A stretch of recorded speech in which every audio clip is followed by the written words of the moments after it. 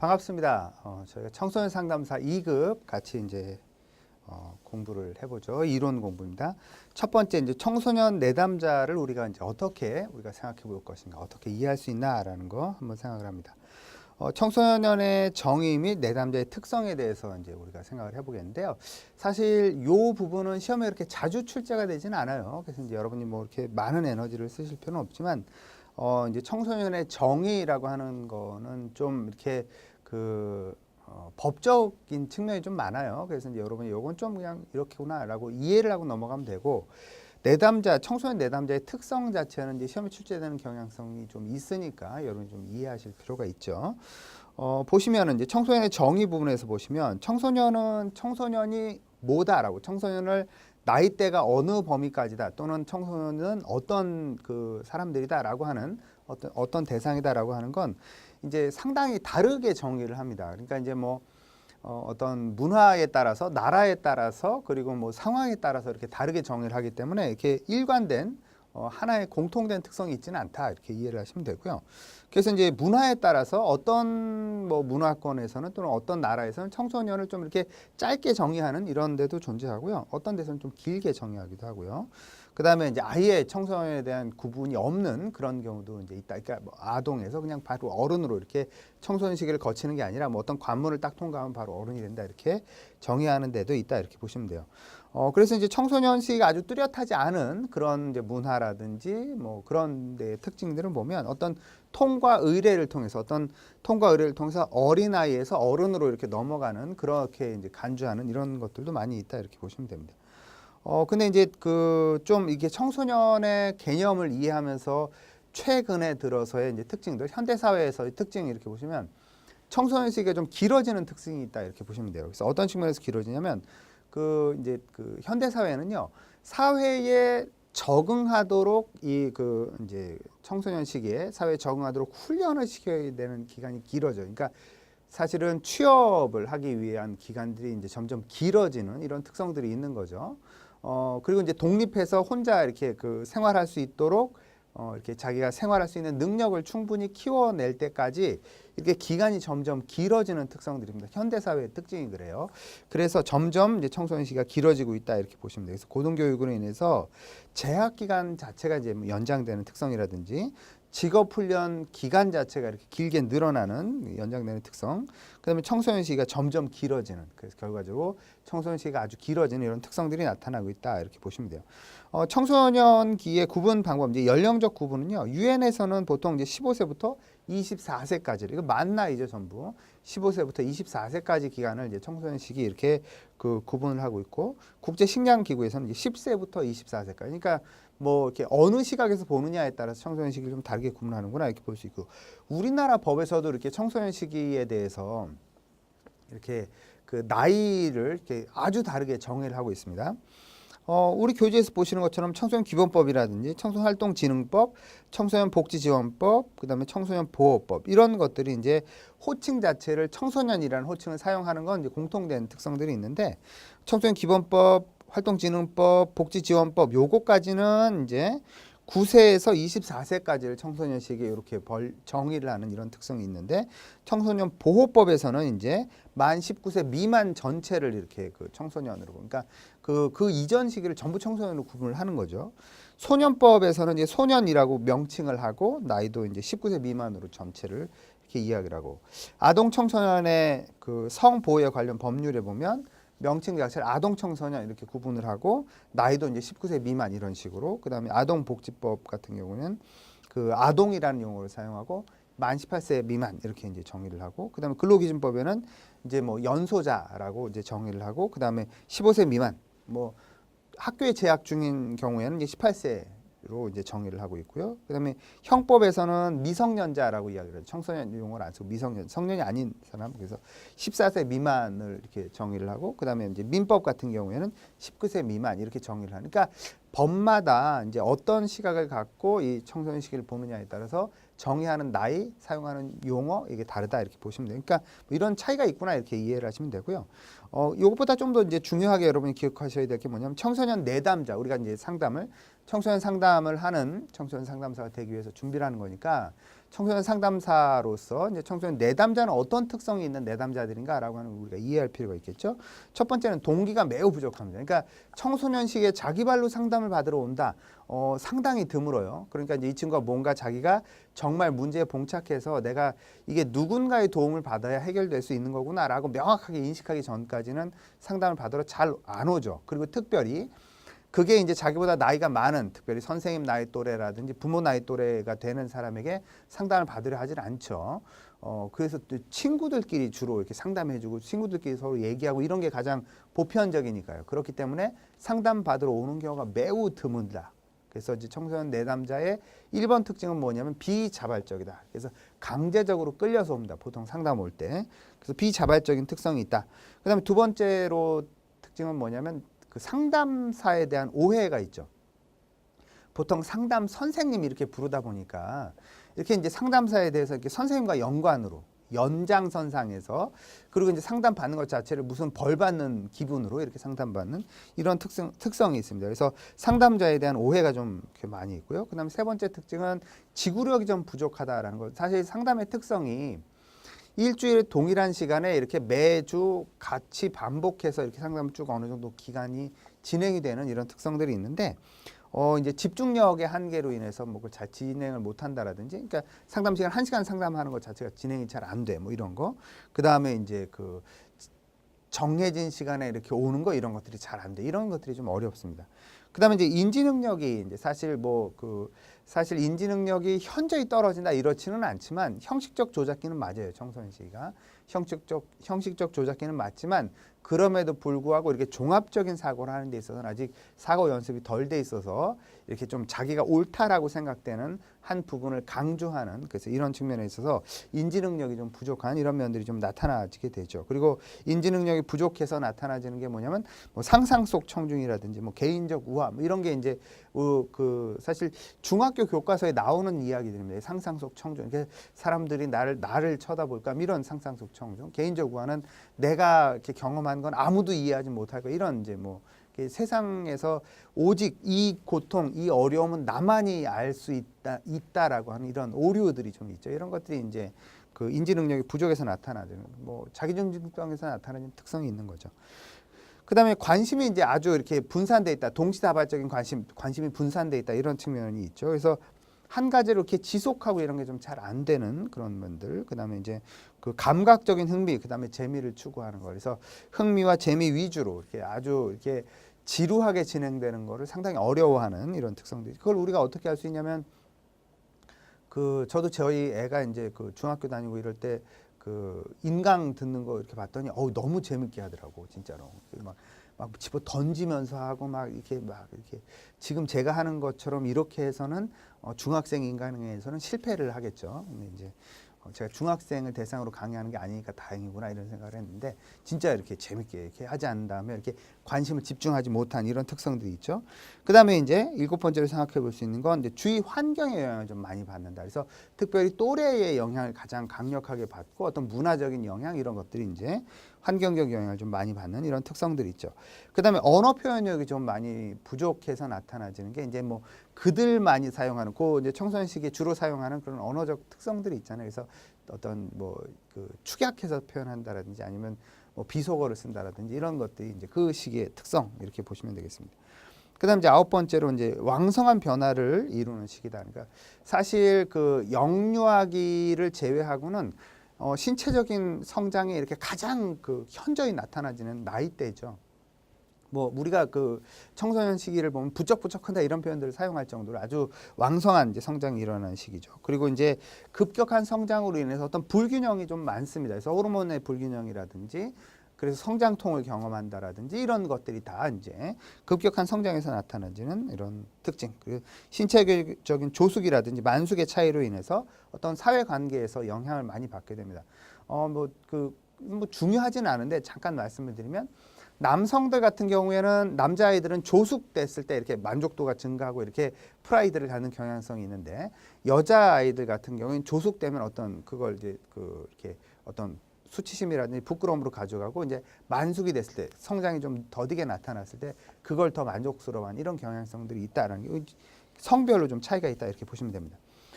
그다음에 이제 청소년 문제를 우리가 이제 생각을 해보면은요, 청소년의 문제라는 측면에서 청소년의 특징을 한번 생각을 해보면 신체적이고 생리적인 특성들이 있죠. 호르몬의 변화가 상당히 큽니다. 그래서 보통 2차 성징이 발생한다 이런 얘기를 하죠. 그러니까 남성 호르몬, 여성 호르몬이라고 흔히 부르는.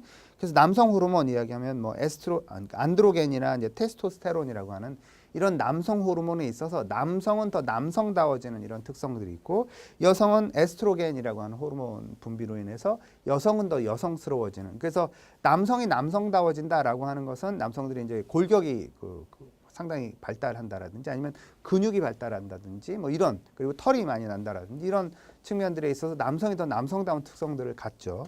그다음에 여성은 이제 에스트로겐 그 호르몬의 특징에 의해서 여성은 여성스러워진, 뭐 이게 그 몸에 굴곡이 생긴다라든지 가슴이 나오고 뭐 그 골반 부분이 좀 커진다라든지 이런 것들이 다 이제 그 이런 성 호르몬의 영향 때문에 생기는 결과다 이렇게 보시면 됩니다.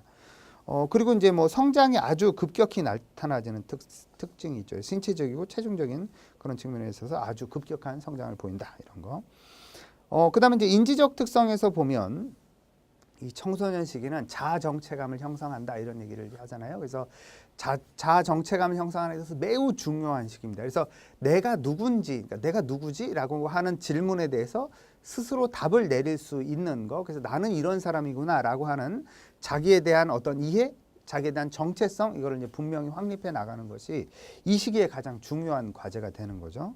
그래서 이제 그 뭐 실질적인 그런 자아 정체감을 형성해 나가는데, 이제 이 자아 정체감 형성하는 게 뭐 이렇게 자연스럽게 단계를 거쳐 착착착 진행해서 딱 끝나는 이런 게 아니기 때문에 상당히 좌충우돌을 하면서 이제 다양한 경험을 통해서 이게 서서히 나는 이런 사람이구나라고 하는 게 이제 서서히 만들어져가는 그런 과정을 이제 청소년기에 많이 경험을 하게 되는 겁니다. 그래서 그런 것들이 좀 이제 어려운 그런 과제가 되는 거고요. 그다음에 자기중심성, 인지적인 자기중심성. 제가 좀 전에도 말씀드렸던 것처럼 뭐 상상 속 청중이라든지 아니면 뭐 개인적 우화라든지 이런 것들이 이제 이렇게 인지적인 자기중심성에서 나오는 그런 결과다 이렇게 볼 수 있고요. 도덕성의 발달에서 청소년기의 도덕성은 사실 그 전 발달 시기보다 이제 청소년 시기가 현저히 다른 특성들을 보이죠. 그래서 청소년기에 맞는 도덕성이 발달이 되는데, 이제 이런 것들이 이제 사회의 영향에 의해서 어떤 도덕성 발달에 영향을 받으면서 도덕성이 이제 발달해가는 이런 특성들이 있죠. 그다음에 이제 사회적 이해력이 이제 발달해 나가는데, 이제 그 자신이 경험하지 않아도 상대방이 가지고 있는 감정, 느낌 이런 것들을 이렇게 그 공감하면서 이제 배워나가는 이런 것들을 이제 경험하게 되는 겁니다. 그리고 이제 언어와 시각적인 그런 정보처럼 이제 상징적 표현 체계를 이렇게 학습하게 되고 지식 체계를 이제 나름대로 구축해가는 이런 시기가 되고, 정보 습득, 그다음에 문제 해결을 위해서 효과적인 책략을 개발한다든지 체계적이고도 이제 뭐 조합적인 이런 사고 능력이라든지 메타 인지에 대한 어떤 능력. 그러니까 메타 인지 그러면 뭐 그 우리가 내가 아는 것에 대해서 뭘 알고 뭘 모르는지를 아는 그런 능력이 이제 메타인지 이런 표현들을 사용해 초인지 이런 용어를 사용하죠. 그래서 그런 것들이 이제 청소년 시기에 주로 발달하는 이런 특성들이 있다 이렇게 보시면 됩니다. 그다음에 가설 설정 능력이 이제 발달을 하는데 좀 한계가 좀 있어서요. 이상주의적인 사고를 하는 경향성들이 좀 있죠. 그래서 이상주의적 사고다라고 하는 것은 보통 이제 그 청소년 시기에 그 가장 이상적인 아버지, 가장 이상적인 어머니 상을 이렇게 자기네들이 이제 학습을 해서, 그리고 가장 이상적인 선생님 상을 학습을 해서 이제 그렇지 못한 대상에 대해서 아주 이제 비난하는. 근데 이제 제가 강의할 때마다 늘 그런 얘기를 하지만, 그럼 가장 이상적인 학생상은 지들을 대입하고 이렇게는 잘 안 하더라고요. 이제 자기가 가장 이상적인 학생에 얼마나 못 미치는지는 생각 안 하면서 아버지 어머니에 대해서는 가장 이상적이지 못하다고 이렇게 비난하는 이런 것들이 이제 청소년 시기의 특성입니다. 그러니까 이제 그 청소년 시기를 좀 넓게 간주했을 때 어떤 사회 문제에 대해서도 아주 그 민감하게 반응을 한다라든지, 뭐 그 저 대학 다녔을 때 같은 경우에 이제 뭐 데모를 한다든지 이런 것들이 다 이상적인 사회에 미치지 못하는 이런 거에 대한 분노, 울분 이런 것들을 표현하는 하나의 방법이었던 게 이제 바로 청소년 시기의 특성 이렇게 이해를 할 수 있습니다. 그리고 이제 어떤 문제 행동들, 그러니까 문제 행동들을 해도 나는 괜찮을 거야, 나는 아무 일 없을 거야라고 하는 이런 막연한 그런 기대들, 이런 것, 나는 독특하다라고 하는, 이건 이제 일종의 개인적 우화 이런 거에 해당이 될 수 있죠. 그래서 이제 이런 편협한 태도를 갖는 것이 이제 인지적 특성 이렇게 볼 수 있는 거고요. 정서적 특성은 급격한 정서 변화를 많이 경험하는 게 이제 청소년기 정서의 특성 이렇게 이해를 할 수가 있습니다. 이 급격한 정서 변화를 뭐 때문에 그렇게 경험을 하게 될까? 이제 뭐 우리 교재에도 뭐 일부는 이야기를 했습니다만 실제로 이제 많은 학자들이 연구를 했을 때 호르몬이 그러니까 그동안 이제 그 신체에서 분비하지 않던 호르몬이 이제 이 청소년기가 되면서 분비가 시작되는 이런 호르몬들이 있어요. 근데 이제 이게 호르몬이 처음 분비가 되면서 이제 신체가 아주 안정적으로 적절한 때 적절한 필요한 양만큼만 호르몬이 딱 분비가 되면 아주 문제가 없이 좋겠습니다만 이제 호르몬 분비도 이제 이렇게 실제로 적응을 해야 되는 거죠. 이제 지도 이렇게 지라는 표현이 좀 적절한지 모르겠습니다. 그 호르몬을 분비하는 기관도 이제 이렇게 이제 그 처음 해보는 거니까 안정이 안 될 거 아니에요. 그러니까 이제 이게 안정이 될 때까지 이렇게도 분비해보고 저렇게도 분비해봤더니 나중에 이제 시간이 점점 지나면서 안정화되는 경향성이 있거든요. 그러니까 어떤 때는 불필요하게 많은 호르몬이 분비됐다가 어떤 때는 불필요하게 좀 적게 호르몬이 분비됐다. 이러니까 그 호르몬에 따라서 감정의 변화가 크게 나타나요. 그리고 또 다른 측면에서 이게 두뇌 발달, 특별히 요 그 전두엽 발달이 이제 사춘기 때 급격하게 일어나는 특성이 있습니다. 그러니까 뇌세포가 분화가 돼서 생겨난다기보다는 이렇게 연결이 되는 거예요. 뇌세포와 뇌세포 사이 연결이 이렇게 이제 되는데 그게 이 그 사춘기 때 전두엽의 뇌세포의 연결이라는 게 아주 왕성하게 일어납니다. 그러니까 이게 연결이 어떻게 되느냐에 따라서 급격한 변화를 경험하게 될 수 있는 이런 특성들이 있죠. 그래서 두 가지 측면 때문에 이 사춘기 시기에는 정서적인 변화가 아주 급격하게 이제 아주 극단적으로 이렇게 들쭉날쭉하게 이렇게 예측이 잘 안 될 정도로 이렇게 큰 변화를 경험하게 된다 이렇게 볼 수가 있겠습니다. 그다음에 이제 이 사춘기 시기의 사회적 특성은요. 이제 그 부모로부터 독립해서 나의 자아를 형성해 나가는 그래서 이제 자아 정체성이라고 하는 그런 용어를 우리가 이제 앞에서 사용을 했는데 그 이전 시기에 이제 청소년기 이전 시기에는 부모로부터 이렇게 독립이라는 게 의미가 없고 그러니까 그런 개념이 별 중요하지가 않았죠. 그러니까 이제 예를 들어서 엄마의 결정이 곧 아이의 결정인 이런 시기를 거칩니다. 그게 보통 이제 초등학교 저학년 시기까지 그게 자연스러운데 초등학교 고학년이 되고 중학생이 되고 고등학생이 되면서 이제 더 이상 엄마의 의견은 엄마의 의견으로 존재하지만 나는 나로서의 독립된 의견이 있어야 된다라고 하는 그런 인식이 생겨나기 시작하는 거죠. 그리고 다른 애들도 그렇게 하니까 나도 그렇게 하기를 시도하는 이런 것들이 이제 요식의 특성인 겁니다. 그래서 부모로부터 독립이 돼서 나라고 하는 이런 독립된 나를 구성해 나가는 시기가 바로 이 시기니까 부모로부터 개별화돼야 되는 과제가 아주 중요한 과제죠. 매우 중요한 과제입니다. 그래서 부모와는 다른 독특한 나를 형성해 나가는 게 아주 중요한. 그리고 이제 애착을 느껴야 되는 대상이 부모에게 애착을 느꼈다면 이제 이 청소년 시기가 되면 친구에게 애착을 느끼는 걸로 이렇게 이동을 해 나가죠. 그래서 친구와의 관계에서 동일시라든지 이런 것들을 통해서 이렇게 친구와 같은 것들을 공유하면서 안정적인 그런 경험들을 하는 게 이런 청소년기의 특징. 그래서 그 뭐 이제 부모와는 다른 가치관이라든지 생각이라든지 이런 것들을 친구 관계 속에서 학습을 통해서 내 안에 내면화하는 이런 특성들을 보이게 된다 이렇게 볼 수가 있고요. 그리고 이제 이 시기에는 사실은 그 바로 전 시기에 엄마나 부모에게 이제 아주 이렇게 의존해서 안정된 그리고 모든 걸 부모가 다 채워주고 내가 굳이 독립할 필요를 못 느낄 만큼 충족됐던 경험을 했던 이 친구들이 부모로부터 독립을 하려고 하니까 이제 이렇게 갈등이 되는 거죠.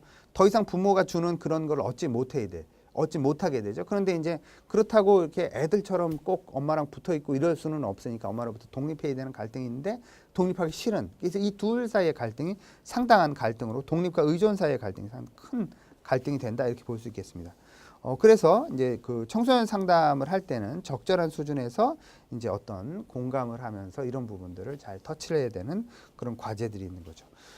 그리고 이제 그 사회적 특성이 또 다른 특성들은 이 청소년 시기에는 또래 집단의 영향을 아주 강력하게 받죠. 그 또래가 뭔가를 하면 이 아이도 할 가능성이 높은. 그래서 미국에서의 연구에 따르면 이 아이가 어떤 비행을 저지를지를 예측할 수 있는 가장 좋은 모델은 뭐냐면 이 친구가 같이 어울리는 또래들이 60%가 어떤 행동을 하면 얘도 할 거라는 거죠. 한 달 안에. 그게 이제 미국에서 연구된 가장 아주 신뢰도 높은 예측 방법입니다. 그러니까 또래들이 다 담배를 해. 그럼 이제 한 60%가 넘어가면 얘도 한 달 안에 담배 필 가능성이 높은 거. 또래들이 다 뭐 마약을 해. 그러면 60%가 넘어 친한 친구들 60%가 60% 이상 어떤 행동을 해. 그럼 얘도 한 달 안에 그 행동을 할 가능성이 높다. 이렇게 예측을 할 수 있는 겁니다. 그러니까 또래의 영향을 아주 강력하게 받는 이런 특성들이 있다. 이렇게 보시면 되겠습니다. 그래서 자기 정체감을 형성해 나가는데 동료들, 그러니까 친구들, 또래들의 그 어떤 지지, 또래들의 영향에 의해서, 또래들의 지지에 의해서 자기 정체감을 형성하는 이런 특성들 때문에 그렇다. 이렇게 보시면 되겠습니다. 그래서 이 또래들로부터 요 시기에 적절한 지지를 못 받으면 자아상이 아주 부정적으로 형성될 가능성이 좀 높고요. 또래들로부터 충족받으면 지지라든지 인정, 이게 어느 정도 충족이 되면 자존감이 좀 어느 정도 형성되는, 자아상이 좀 비교적 건강하게 형성되는 이런 특성들이 있다. 이렇게 볼 수 있습니다. 그 아래 이제 지식인 거기 되어 있는 거 보시면 엘킨드라고 하는 학자가 이제 자아중심성 이론.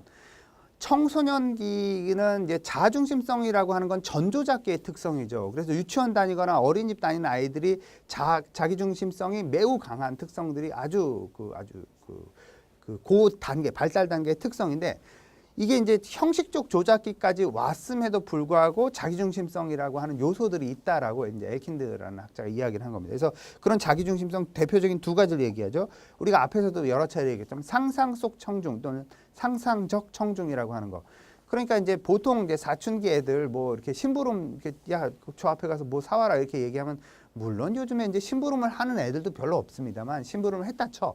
그럼 얘네들이 그럼 나갔다 올게 이러고 벌떡 일어나서 나가냐. 그렇게 잘 안 하고 뭐 이렇게 옷도 갈아입어야 되고 뭐 뭣도 해야 되고 남들이 보면 어떡하느냐고 뭐 이러면서 이제 뭘 챙겨 입고 나간다는 거죠. 아무도 신경 안 쓰는데. 그런 것들이 이제 상상 속 청중. 늘 누군가 나를 쳐다볼까, 누군가 나에 대해서 뭐라고 이제 이렇게 관찰을 할 거야라고 하는 이런 자기중심적 사고 때문에 나타나지는 현상이다. 그걸 상상 속 청중 이렇게 이야기를 하는 거죠.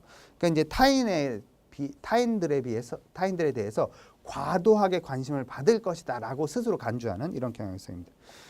그리고 이제 개인적 우화라고 하는 것은 내가 경험하는 이 고통, 내가 경험하는 이 어떤 특정한 상황이라고 하는 것은 아무도 이해하지 못할까. 세상에 이런 경험은 나밖에 안 했어라고 하는 이런 이제 아주 이상한 생각이 이제 바로 개인적 우화 이런 거죠. 그래서 아이들이 뭐 이렇게 이성 친구를 사귀다가 헤어졌다라든지 그러면 누군가 위로해 주려고 해도 아무도 경험하지 못한 고통을 나만이 경험하는데 네가 어떻게 알 수 있어? 뭐 이런 식의 반응들을 보이는 것이 이 시기의 가장 전형적인 특성이다 이렇게 볼 수 있겠습니다. 그래서 자신의 우정, 사랑 등에 대해서 타인은 결코 경험하지 못한 나만의 경험이다라고 하는, 그래서 다른 사람에게 일어나지 않는 나에게만 일어나는 아주 독특한 경험이다라고 믿는 이런 것들이 이제 개인적 우화 이렇게 이야기를 할 수가 있다는 거죠.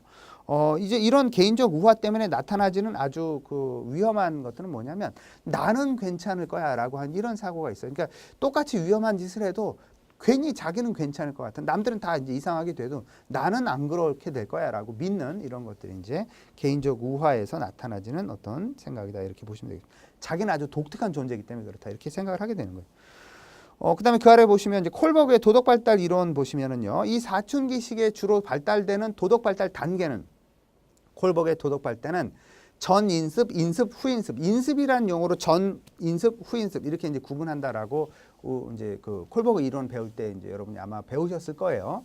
근데 이제 그러면 그 이 사춘기 시기에 해당되는 건 인습 단계입니다. 인습 단계는 두 개가 있죠. 전인습도 두 개, 인습도 두 개, 후인습도 두 개 이렇게 돼 있잖아요. 그래서 1, 2, 3, 4, 5, 6 이렇게 단계로 발달 단계가 도덕성 발달이 구분이 된다. 그러면 인습 단계 도덕성 발달이라고 하는 건 3단계, 4단계에 해당이 되는데 3단계 도덕 발달이라고 하는 건 착한 소년, 소녀 지향 단계 이렇게 얘기를 하죠. 그래서 남들이 뭐라고 하면 남들이 잘했다고 얘기할까? 이게 바로 이제 3단계의 특징. 4단계라고 한다면 우리가 이제 사회 체제 지향, 뭐 안정 지향이라고 하는 사회 안정 지향이라고 하는, 그래서 그 개인의 어떤 아픔이나 이런 건 충분히 이해가 되지만 그래도 이 법을 지켜야 사회가 안정적으로 돌아가라고 하는 이런 이제 태도를 취한, 이게 도덕성 발달의 이제 3단계, 4단계의 특징 이렇게 이야기를 했습니다. 그래서 그 콜버그 이론에 따르면 도덕성 발달은 이제 청소년기에는 주로 이 인습 단계, 3단계 또는 4단계 발달을 보이는 이런 특징들을 보인다라고 이야기를 할 수가 있는 거고요.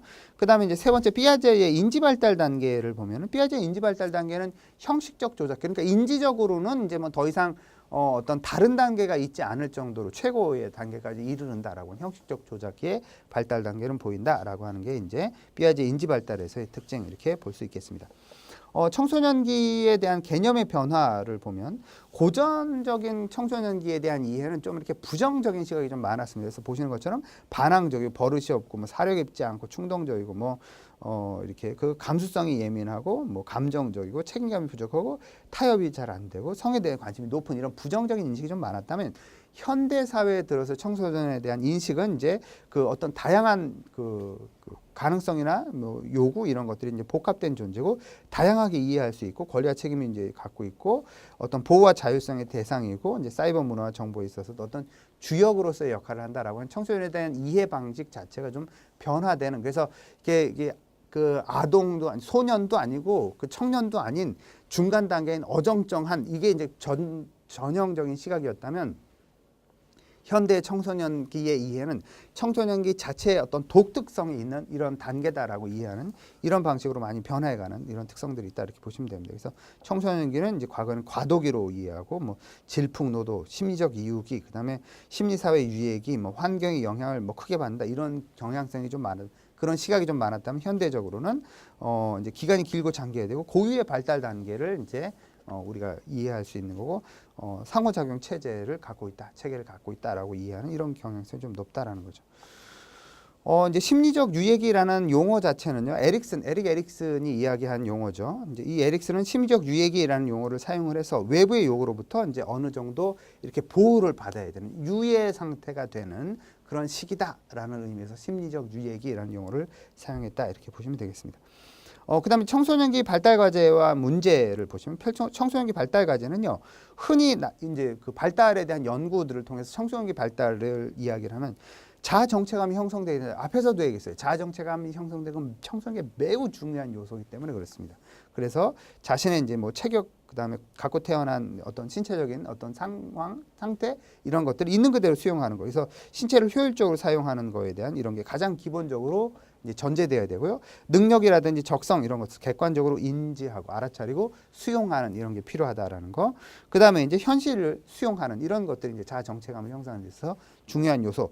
사회적 역할을 획득하는 게 청소년기의 중요한 과제 중에 하나죠. 그러니까 새롭고 성숙한 교우 관계를 만드는 거, 기대되는 성 역할 이런 것들을 획득하는 거 이런 것들이 이제 중요한 과제. 독립 과업을 이제 성취해 나가는 거. 그래서 정서적으로 부모로부터 정서적으로 독립하는 거라든지 진로를 선택하는 거라든지 직업을 준비하는 거라든지 자기가 만들 새로운 가정에 대해서 적절하게 준비를 해 나가는 거라든지 이런 것들이 이제 독립 과업을 성취하는 거. 그다음에 윤리적 체계를 획득하는 건데 어떤 사회에 책임질 수 있는 한 일원으로서 이제 책임질 수 있는 행동들을 하는 거. 그리고 가치관, 그다음에 윤리적 체계 이런 것들을 정립한다든지 뭐 이념 체계를 확립한다든지 이런 것들이 필요하다는 겁니다. 그 아래 이제 지식인에 보시면 하비거스트라고 하는 학자 이제 각 단계의 중요한 발달 과제에 대해서 연구를 많이 했던 하비거스트죠. 이 사람이 이제 청소년기의 발달 과업에 대해서도 이야기를 했습니다. 각 단계마다 발달 과업을 아주 정리를 잘한 학자거든요. 그래서 이제 하비거스트에 따르면 우리가 앞에 한 내용과 좀 중복된 측면이 있어요. 그 이제 청소년기 발달 과제론, 발달 과업으로선 자신의 신체 모습과 성 역할 자체를 수용할 수 있어야 된다는 거. 그 다음에 이제 새로운 관계를 형성하는 거. 동성 또는 이성과의 관계에서 새로운 관계를 형성한다라는 거. 그 다음에 정서적인 독립, 부모로부터 정서적이고 경제적인 독립을 이제 그 확신을 갖는 거죠. 그러니까 독립을 이룬다라고 하는 건 좀 이르지만 점차로 시도하는 거죠. 그래서 그럴 수 있다는 확신을 갖는 거. 진로 준비에 대해서 어떤 결정을 하는 그런 거. 그 다음에 어떤 이제 사회 시민으로서, 사회 일원으로서 어떤 지적 기술이라든지 그런 개념을 발달시켜 나가는 과제.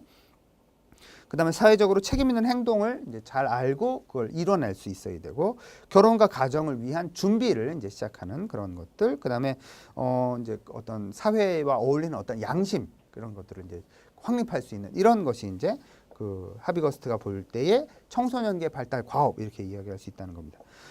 발달 과제에 따른 청소년기에 나타나지는 다양한 문제들이 있습니다. 청소년기의 다양한 문제들은 보시면 이제 신체 변화에 따른 문제가 있을 수 있고요. 이제 불안정한 어떤 심적 갈등 이런 문제들이 있을 수 있고 어떤 너무 이상적인 사고 때문에 생기는 문제들. 그러니까 그 너무 이렇게 그 사회에 대한 비판이라든지 이런 것들이 나타나질 수 있겠죠, 당연히.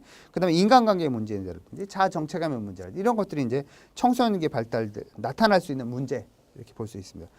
청소년기 문제의 특징을 보시면은요, 거기에 이제 청소년 시기의 갈등이라고 하는 것은 어떤 측면에서는 아주 자연스러워요. 왜 그러냐면 급격한 변화를 경험해야 되니까 나 자신도 자기가 적응이 잘 안 되는 특성이 있거든요. 청소년들은. 그렇기 때문에 이런 갈등들은 아주 자연스러운 측면들이 있습니다. 그리고 이제 두 번째로 생각해 볼 수 있는 건 어떤 학업 문제로 고민을 할 때 주로 이제 이 고민은 성적과 연관된 고민이 가장 많습니다. 그래서 성적이 좀 내가 의도하는 대로 잘 안 나온다라든지 노력했는데도 잘 향상이 안 된다라든지 이런 성적과 관련된 문제가 가장 많고요. 그 가정 문제는 주로 이제 그 부모 또는 형제와의 갈등이 이제 가정 문제의 주를 이룬다라고 하는 거. 그리고 청소년 시기에 어떤 일탈 행동들. 그러니까 이제 우리가 그 건강한 청소년의 삶이라고 우리가 흔히 이야기하는 여기서부터 이렇게 확 벗어난 이런 일탈 행동들이 이제 청소년 시기에 나타나지는 문제의 특징 이렇게 볼 수 있습니다. 청소년이 경험하는 어떤 내적인 문제를 보면은요, 이제 첫 번째로 이제 우울증, 청소년 시기의 우울이라고 하는 것은 사실 높습니다. 실제로. 보통 여아들에게서 여성 청소년들에게서 우울증이 좀 높게 나타나는 특성들이 있죠. 그 이제 청소년 우울증의 특징 보시면요, 스트레스가 주 원인, 그러니까 학업이라든지 대인관계 스트레스가 주로 특징이 되고요. 그 다음에 이제 감정을 직접적으로 우울한 감정을 드러내는 게 아니라 짜증이라든지 화라든지 이런 방식으로 표현하는 게 청소년기 우울증의 특징이다 이렇게 볼 수가 있겠습니다. 그래서 어떤 충동적인 모습 이런 모습들이 나타나질 수 있고요. 또는 아주 의욕이 저하된 모습으로 나타나질 수도 있습니다. 의욕이 매우 저하되고 무기력한 모습. 그래서 스마트폰이라든지 게임이라든지 이런 데 이제 아주 그 몰입되는 이런 모습들로 나타나질 수 있다. 그래서 이제 이 청소년기 우울증 같은 경우 2주 이상 눈에 띄게 이런 감정 변화가 좀 나타나지고 불면이라든지 시곡의 어떤 변화, 집중력의 저하 이런 것들이 나타나지면 이제 우울증으로 진단해 볼 수 있겠다 이렇게 얘기를 할 수 있습니다. 청소년기 우울증은 여자 청소년들, 여성들에게서 좀 더 많이 나타나는 특성들이 있습니다. 그리고 스트레스를 인지하고 해석하는 방식이 차이가 있어서 아마 그렇지 않을까 이렇게 이제 추정을 하는 거죠. 청소년기 우울증을 예방하는 것은 예방 프로그램을 활용하는 게 가장 좋기는 합니다. 그래서 청소년기에는 자기 정서를 어떻게 조절하는 거, 그다음에 대인관계를 어떻게 잘 개선해 나가는 거. 그래서 그런 예방적인 조치를 해야 우울감을 느끼는 정도가 현저히 줄어들 수 있는 이런 특징들이 있고요. 그다음에 스트레스 상황에 대해서 적절하게 대처할 수 있도록 미리 교육을 시켜주는 거 이런 것들. 그다음에 어떤 자신의 능력, 뭐 학업과 연관된 것들도 많으니까요. 자신의 능력을 상상시키는 방법을 이제 이렇게 잘 지도하는 거 이런 것들이 도움이 될 수 있다 이렇게 볼 수 있습니다. 그다음에 자아정체감의 위기를 경험하는 게 청소년기의 어떤 그 이제 내적인 문제에 큰 문제가 해당이 되죠. 자아정체감이라고 하는 건 제가 앞에서도 여러 차례 강조했습니다만 청소년기 자아정체감 형성이다 이건 매우 중요한 과제입니다. 청소년기에 이걸 적절하게 형성하지 못하면 물론 뭐 청소년기에 완결이 되지는 않아요.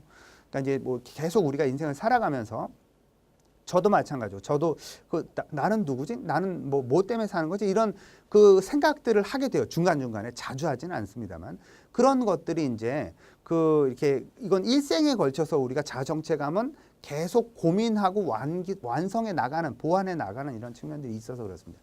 그런데 청소년 시기에는 이걸 아주 결정적으로 어느 정도 틀을 만들어 놓지 않으면 그 이후의 삶이 아주 혼란스러워지는 특성이 있기 때문에 청소년기의 자아정체감 형성이라고 하는 건 매우 중요하다 이렇게 얘기를 하는 거죠. 그런데 이제 이 청소년 시기의 자아정체감이 어느 정도 이렇게 형성이 안 되는 그런 위기를 맞게 될 수 있다는 겁니다. 그래서 그 자신의 실존에 대해서 근본적인 궁극적인 질문을 던지게 되죠. 자아정체감 형성하는 과정에서. 그래서 자아정체감의 문제가 발생하게 되면 이제 이게 잘 적절하게 그 형성이 안 되고 혼란스럽고 이러면 아주 삶도 혼란스러워요. 이 친구가 이제 그 선택하는 행동들, 그 다음에 이 친구가 그 관계하는 거 이런 것도 매우 혼란스러운 그 결과들이 그대로 드러나게 되는 거죠. 그래서 뭐 가출을 한다든지 학교 생활을 부정한다든지 이런 것들이 흔히 나타나지는 것들이 자아정체감 혼란으로 인한 그런 결과다 이렇게 볼 수 있습니다. 그래서 이제 이 자아정체감의 혼란이 뭐 때문에 자꾸 이렇게 발생할까? 어떤 안정적인 자아정체감 형성하지 못할까라고 하는 것은 상충된 어떤 사회적 요구 때문에 이제 정체감 형성에 이제 어려움을 겪는 그런 경우들이 있고요. 어떤 선택 때문에 직업이라든지 진로의 선택 때문에 생기는 문제들, 그 다음에 이제 어떤 인지 능력의 그 어떤 불균형 때문에 생기는 문제들, 그 다음에 이제 동일시 대상 저렇게 되고 싶어라고 하는 이 동일시 대상 때문에 이제 이 사람이 더 좋아 보였는데 나중에 바뀌어 이게 자꾸 혼란스러워서 이제 정체감의 어려움을 겪는 그다음에 아주 과도하게 이상주의적인 사고 이런 것들이 이제 영향을 줄 수도 있고요.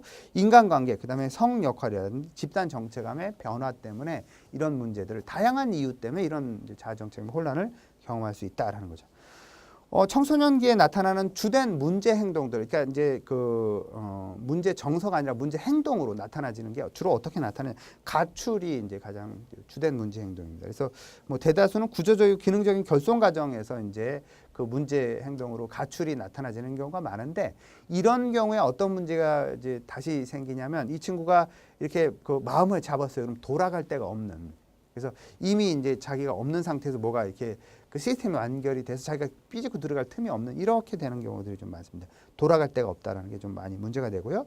그다음에 이제 그 가출을 하는 친구들 같은 경우 학교 이탈이 일어날 가능성이 좀 높겠죠. 학교로부터 이렇게 이제 벗어나는 이런 경우들이 많이 발생을 하고 그래서 이 친구들은 뭐 친구의 자취방이라든지 친구 집이라든지 유흥업소로 이렇게 유입되는 이런 경우도 흔히 나타나지는 그런 문제다 이렇게 볼 수 있습니다.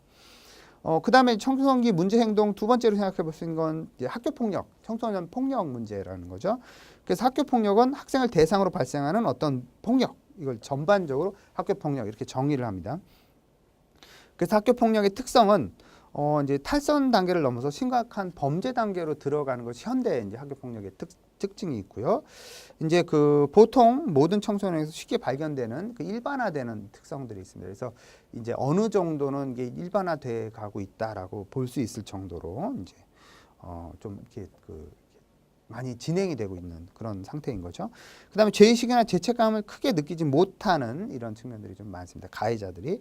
그래서 이제 그 피해자들도 그것에 대해서 적극적으로 좀 잘 알리지 않는. 그러니까 이렇게 그냥 내가 맞아서 아픈 것보다 이렇게 그걸 알려서 쪽팔리는 걸 더 힘들어하는 이렇게 사회적으로 이렇게 친구들로부터 이렇게 지탄받고 뭐 이렇게 그 부정적으로 주목되는 이런 걸 더 힘들어하는 이런 특성들이 있기 때문에 알리지 않는 이런 특성들이 있고요. 청소년 폭력, 청소년들이 범하는 대부분의 범죄들이 집단화되는 경향성이 있습니다. 그러니까 혼자 이렇게 죄를 짓는 것보다는 같이 지으면서 안전감을 느끼려고 하는 경향성이 많기 때문에 집단화되는 경향성이 나타난다. 그리고 이게 점점 시간이 지남에 따라서 낮은 연령에도 그런 문제 행동들이 나오는 이런 경우들이 좀 많다라는 거. 그래서 이제 이런 경우에 이제 그 위기 상담을 이렇게 상담사들이 청소년 상담을 하는 우리들이 어떻게 접근하냐?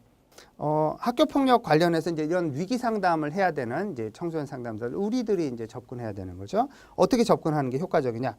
그들의 부모들이 포함되어 있기 때문에 이제 매우 복잡한 양상을 떼어요. 그래서 이 폭력 문제를 가지고 이걸 이슈화 시켜서 접근하면 이제 제가 많이 봤던 경우도 부모들이 다 변호사 불러가지고 이렇게 대동해서 오려고 하는 이런 경우들을 상당히 많이 봤습니다. 그러니까 이런 것들이 이제 문제를 더 키우는 거죠. 사실은 이렇게 좀 이렇게 사과하고 다시 안 그러겠다 뭐 이렇게 해서 정리해서 끝낼 수 있는 것도 물론 이제 정리하는 게 꼭 다 좋은 경우는 아닙니다만 이제 그 정도로 수위가 낮은 것도 이렇게 우리 아이들한테 어떤 손해가 미칠지 모른다라는 염려가 딱 생기면 이렇게 변호사를 대동해가지고 아주 이렇게 아주 우리 애를 완벽히 보호하려고 하는 그런 경향성이 발동해서 문제가 더 복잡해지고 커지는 그런 문제들이 많이 생기는 걸 봤습니다. 그래서 이제 법률 문제로까지 이렇게 확대가 되는 이런 특성들을 보이죠. 그리고 이제 이 상담사로서 그럼 우리는 어떻게 해야 되냐? 생명에 대해서 어떤 안전 보장에 대해서 우선해서 접근하는 것이 가장 중요하다 이렇게 볼 수 있겠습니다. 그다음에 청소년기에 발생하는 문제 행동을 보면 이제 학업 중단, 학교 이탈이라고도 보통 부르는 학업 중단의 문제들이 생기는 것이 이제 어떤 문제 행동이 되는 거죠. 그래서 졸업하기 전에 학교에서 이렇게 벗어나서 학교에 적응을 못하는 이런 문제들. 원인으로는요 개인적 요인보다는 어떤 사회적인 그리고 학교적인 요인들이 좀 많이 작동되는 경우들이 많습니다. 이제 학교를 이탈한 이런 청소년들에게는 이제 낙인이 찍히게 되는 경우가 많죠. 그래서 이제 뭐 어떤 실패자라든지 문제아라든지 뭐 이런 사회적 낙인이 찍히는 경우가 많고 그래서 스스로도 그 문제 때문에 소외감이라든지 좌절감 이런 것들로 이어져서 이제 청소년 비행으로 이어지는 경우도 의외로 많이 발생할 수 있다라는 거죠. 그래서 이제 보통 우리가 이런 경우에는 학업 중단을 결심하게 된 동기에 대해서 이렇게 정확하게 우리가 파악을 해서 접근하는 이런 것들이 좀 필요합니다. 그래서 이 친구들은 보통 이게 능동적으로 자기가 원해서 선택한다라기보다는 그러니까 뭐 나는 학교가 잘 안 맞아서 뭐 그 검정고시를 쳐서 뭐 이렇게 어떻게 하겠다 이렇게 계획을 세워서 가기보다는 그 장소로부터 이렇게 도망가기 위해서 이제 그 학교를 이렇게 중단하는 이런 경우들이 좀 많다 이렇게 볼 수 있겠습니다.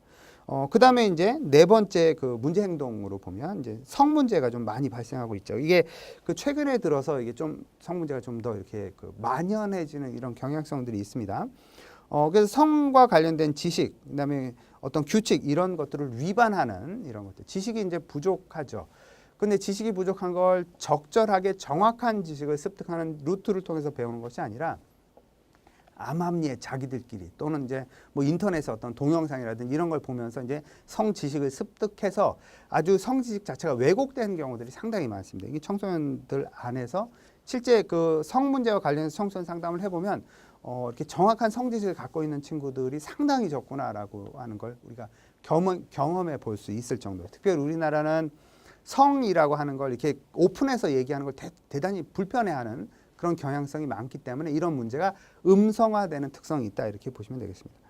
특성이라고 하는 것은 이제 그 지위 비행적인 성격을 띈다라고 하는 것. 지위 비행적이다라고 하는 용어가 좀 이제 애매하긴 한데 이런 어떤 특정한 행위가 나이에 따라서 비행이 되기도 하고 비행이 안 되기도 하는 거예요. 그러니까 예를 들어서 이런 거죠. 뭐 이렇게 그 음주라고 하는 것. 제가 음주를 하는 건 아무 문제가 없는 거죠. 근데 청소년 아이들이 음주하는 건 나이 때문에 문제가 되는 거죠. 이런 것들이 이제 지위 비행에 해당이 된다 이렇게 보시면 됩니다. 그래서 지위 비행적 성격을 띠는 거죠. 성 문제 자체도 청소년이 성 관계를 하고 성에 대해서 노출되기 때문에 문제가 되는 거지 성인들이 그와 유사한 행동을 했을 때 별로 문제가 안 되는 경우들이 많이 있는 거죠. 그래서 지위 비행적 성격을 떼요.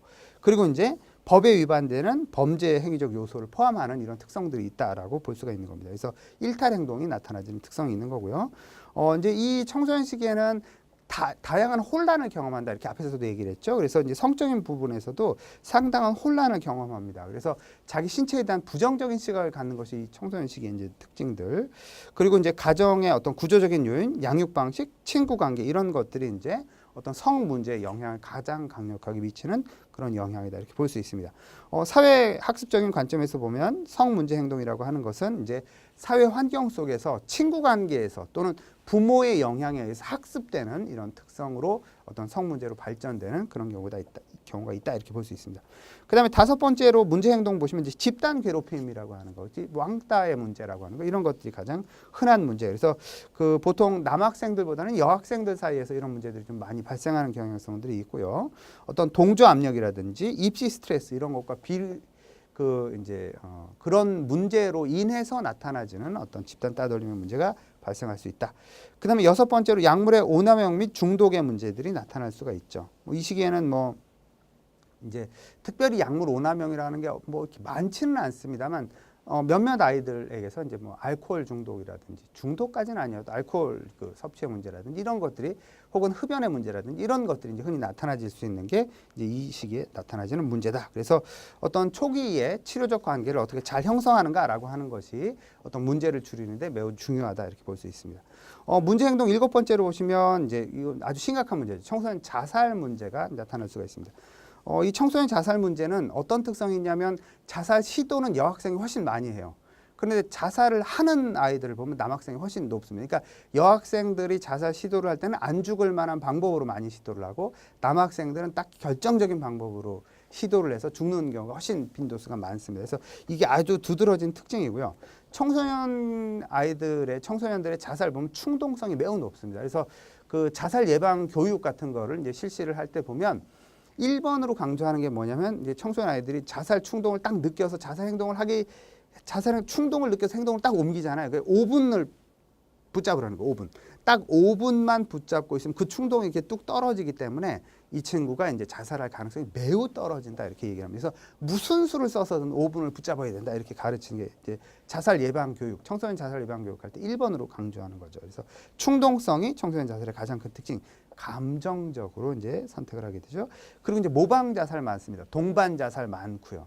제가 이렇게 봤던 케이스 중에도 이제 친구가 자살하는데 그냥 이제 같이 가달라고 부탁해서 이제 갔는데 친구가 이제 이렇게 뛰어내린 거예요. 근데 같이 뛰어내리는 이런 행동들을 해서 자살한 이런 경우도 이제 많습니다. 모방 자살, 동조 자살 이런 것들 많습니다.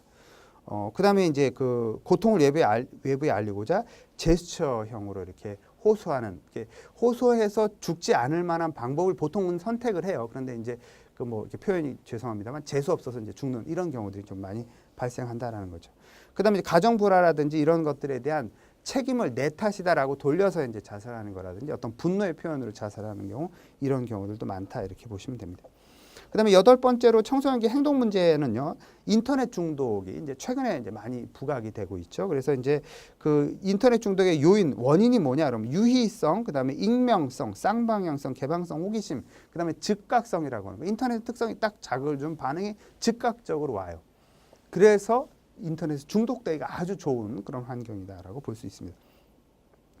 적절한 대처 방향으로 뭐 자율적인 규제라든지 인터넷에서 지켜지는 에티켓 운동, 네티켓이라고 부르는 그런 교육의 확산이라든지 아니면 뭐 이제 교육과 정보기술 관계법을 보완한다라든지 이런 것들이 있는데, 사실 이런 방법들이 이제 종합적으로 접근이 돼야 좀 효과를 볼 수 있을 겁니다. 근데 이제 현재는 뭐 그렇게까지 종합적으로 접근하지 못하고 있는 이런 특성들이 있죠. 그래서 중독을 예방하기 위해서는 이제 제일 효과적인 건 시간을 제한하는 게 제일 효과적이에요. 그래서 그 어떤 분들은 뭐 이제 그 어떤 게임 시간, 청소년 아이들이 게임 시간을 이렇게 그 제한하는 거에 대해서 아주 부정적인 견해를 갖는 분들이 많은데, 저는 상담하는 사람으로서 그건 아주 좋은 법이다 이렇게 생각을 합니다. 이제 그렇게까지 제한을 안 하면, 지금 그렇게 제한해도 뭐 엄마 아이디로 들어가서 게임하고 이런 애들이 상당히 많잖아요. 근데 그런 정도인데, 그 정도도 안 하면 얘네들은 제재할 수 있는 방법이 전혀 없어져요. 실제 그런 경우를 상담 장면에서 많이 이제 우리가 관찰을 하게 됩니다. 그러니까 이제 사실 그런 시간을 제한하고 게임 자체를 제한하고 하는 방식으로 해서 자기 조절이 안 되는 친구들 같은 경우는 환경적인 조절을 할 수 있도록 도와주는 게 가장 효과적인 접근 방법이다 이렇게 볼 수 있겠습니다. 그래서 이제 시간을 효율적으로 할 수 있도록 관리할 수 있도록 하고, 그다음에 뭐 중독의 원인에 대해서 자각할 수 있도록 한다든지, 이래서 자각이 되면 중독이 아니에요. 근데 이제 접근은 그렇게 하는 거지만 실질적인 치료적 효과는 이제 상당히 적긴 합니다. 그다음에 이제 이 청소년들이 언제 게임에 많이 이렇게 몰입하게 되는가, 뭔가 부정을 경험하면 또는 너무 행복해도 게임, 그러니까 이제 자기 부정적인 정서를 잘 조절할 수 있도록 도와주면 게임에 몰입할 가능성이 좀 현저히 줄어든다라고 하는 거죠. 그리고 이제 어떤 문제에 대해서 인정하고 감정을 이렇게 표현할 수 있도록 도와주는 방법들이 좀 효과적인 그런 방법이 될 수 있다 이렇게 볼 수 있습니다. 그다음에 최근 우리나라 청소년 문제의 전반적인 경향성은 보시는 것처럼 학교 폭력에 관한 문제가 좀 많이 이제 증가하고 있고요. 진로 정보 탐색에 대한 요구가 큰 편, 이제 취업의 문제라든지 아니면 이런 것들이 좀 크기 때문에 그렇습니다. 그다음 컴퓨터 사용과 관련된 문제들이, 인터넷과 관련된 문제들이 현저히 증가하고 있습니다. 게임과 연관해서 또래 관계는 대인 관계에서 가장 큰 비중을, 문제의 가장 큰 비중을 차지하는 특성들이 있고, 학업과 진로에 대한 고민이 청소년들이 갖는 가장 큰 고민 중에 하나다 이렇게 볼 수 있겠습니다. 여기까지 수고하셨습니다.